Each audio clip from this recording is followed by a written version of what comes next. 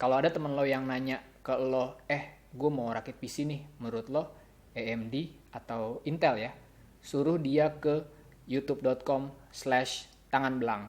Karena abis ini gue akan sharing sedikit gimana cara milih prosesor yang bukan based on brand AMD atau Intel, tapi based on kebutuhan dan budget yang lo punya. Halo guys, gue Tira dari Tangan Belang.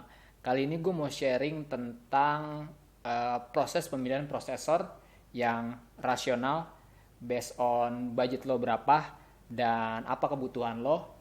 Harapannya di akhir video lo bisa menentukan prosesor apa yang lo butuhkan dan bukan sekedar pilih AMD atau Intel.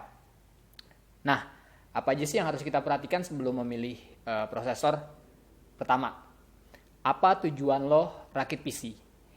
Gaming, editing, desain, multimedia, atau hanya sekedar buat office atau browsing?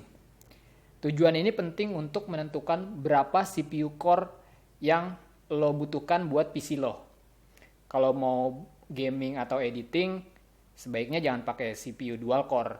Atau sebaliknya, kalau lo mau cuman browsing atau office, nggak usah pakai CPU yang 8 core, mubazir. 2. Setelah lo tahu tujuan lo rakit PC, saatnya menentukan berapa banyak CPU core yang lo butuhkan buat tujuan lo itu. Oke, sedikit tentang CPU core. CPU core itu adalah berapa banyak unit yang memproses data dalam satu CPU. Zaman dulu CPU itu cuma punya satu core, which is satu unit buat memproses semua data. Nah, zaman sekarang CPU itu udah mulain multiprosesor atau multi-core, mulai dari dual core sampai 8 core. Nah, berapa yang lo butuhkan buat PC lo? Mungkin biar ringkas gue bagi jadi 3 kebutuhan aja kali ya. Office dan browsing, terus gaming dan editing. 3 itu ya. Oke, untuk office dan browsing, nah untuk pekerjaan ringan kayak gini, office dan browsing, lo cuman butuh CPU dengan single core atau dual core, maksimal dual core lah. Next, gaming. Untuk gaming sendiri tergantung dari game requirement. Game-game yang agak lama mungkin masih bisa pakai dual core. Nah, makin kemari game itu semakin demanding dalam CPU requirement-nya. Standarnya sih sebenarnya kalau lo mau gaming at least lo pakai quad core. Itu minimalnya ya. Kalau mau enak gaming quad core lah. Next, editing. Editing PC dengan kebutuhan video editing memerlukan banyak core agar proses rendering berjalan dengan smooth. CPU dengan 6 sampai 8 core itu cukuplah untuk proses kerja editing yang maksimal. 3. Setelah lo tahu apa kebutuhan lo dan kira-kira berapa core yang lo butuhin, sekarang saatnya mengenal 2 brand CPU, yaitu ya lo udah tau lah, AMD atau Intel. Nah, 2 brand CPU ini kita akan kenalin spesifikasinya dan menentukan mana sebenarnya yang cocok buat lo. Pertama mungkin AMD. AMD untuk prosesor AMD itu tersedia mulai dari dual core sampai 8 core prosesor. Sedangkan Intel mulai dari dual core sampai 4 core dengan hyperthreading. Nah, apa itu hyperthreading? Simpelnya sebenarnya virtual tambahan lah. Tapi itu kita akan bahas di video lain mungkin tentang hyperthreading. Nah, berarti untuk 3 keperluan utama yaitu gaming, editing, dan office itu bisa lo dapatkan dengan prosesor AMD ataupun Intel. Nah, tapi layaknya barang apapun yang ada di dunia ini pasti ada kelebihan dan kekurangannya. Nah, berikut ini gue akan jabarin apa kelebihan dan kekurangan dari masing-masing brand yang mungkin bisa membantu lo buat memilih brand ini. Oke, 4. Kelebihan AMD adalah price to performance yang oke.